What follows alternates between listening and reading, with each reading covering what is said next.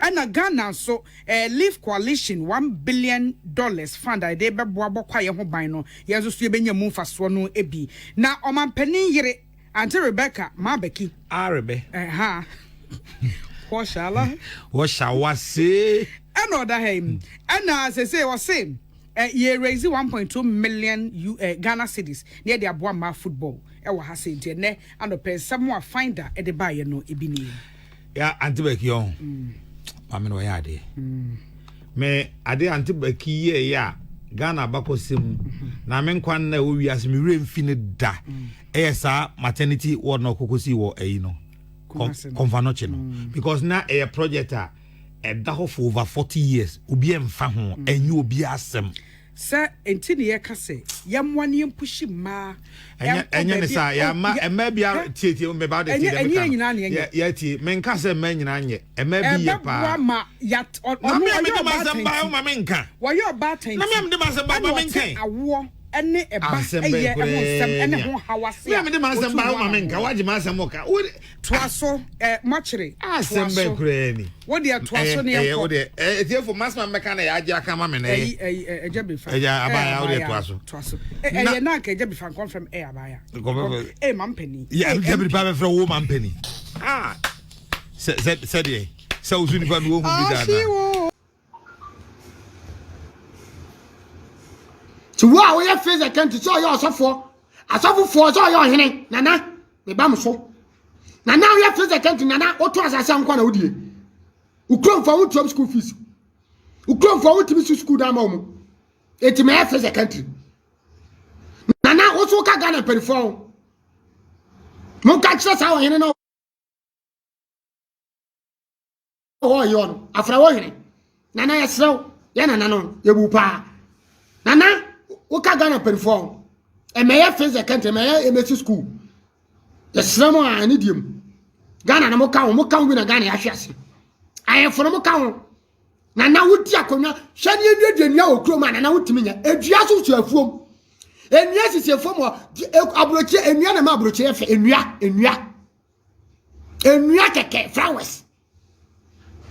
Na wutimi enua okrom. Eye dua bia na dua no ekromo ye wanua ye dua 30 years ne dindindin si wakatekate na okromo nya ye wa eti na also me face the country aban no mo obeka me hu ahine bia ba social media so bobo na baso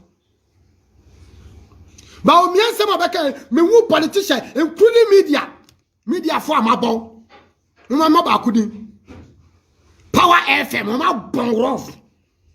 Sa Power FM na. Menya hint said your mama jam kan. Menya me awe o, madam fo ba ko o na mama hint no se bra. Ya jipe o Power FM. Ya jipe o Power FM. Sa ko bi na furu bebebe na ya no odidi na do atam na no ko akada. Jo mama tia ne ka. Wo tia Power FM fo nyina ka. Etimu betra face the country. Na mo masa betra galamse Ghana for youth egu galamse ambere na modidi. Egu galamse ambere na modidi. Kwakubu aye. Egu galamse ya na mo wiama be say na face the country. Galamse is killing the country. Galamse is destroying. Ya na mo ka sia da on. Orofo mamu ma obi anada mo. Na nado abamu enuoma bia koso ene Ghana police mo Ghana police kra de ese mo bomb pese MPP be dia konwa be 50 years na ga mo otom ko MPP ba Ghana police mo nja papa mo dress kra fe mo dress MPP ba na mo ni mo nyama ba Ghana police IGP enti na wo pa adwuma yire ho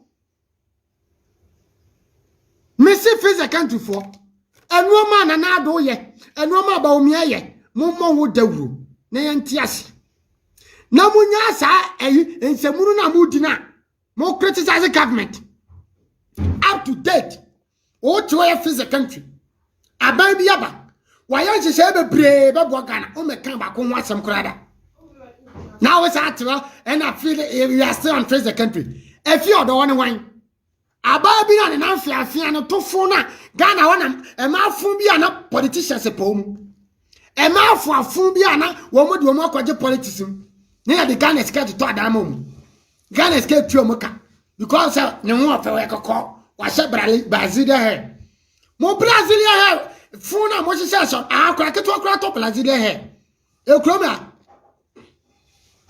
abaya 18 years 15 years no she Brazil here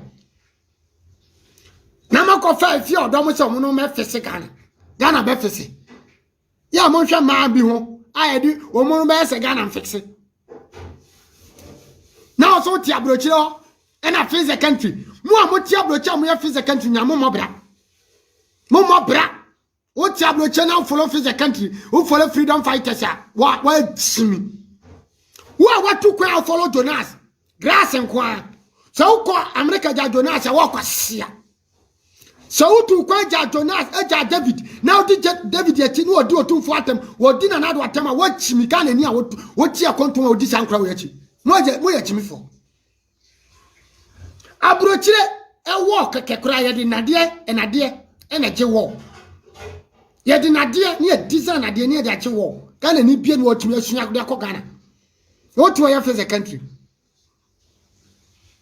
ekwe afa so mpaboa Ghana ni bie no otumi akọ abrochire akọ so mpaboa ye ababie company wo Ghana mako kakra bi na atumi akọ invest akọ sisi real estate enso ya Ghana din say the buyer will be free and say US ma year of return no ko tena Ghana ni a wotime invest efi edan wasim na mo criticize mo mo bra abrochefo bi mo mo bra akontuom yesi travel and see ukọ akosua bibi ne fa ko okrom ne ko di mfaso enso mo de adapa atwa na mo di akire yeso ya twa mo bi ye twa o mo bi ntimu ni akire na mo nhye atemidie bi atemidie ye ni panyin bi atem saase ye ni wahin bi atem ye bedi David atem se Jonas ye di na atem se Jonas ka kire munni common sense ene nua we nyina konyo ye di nua na wani age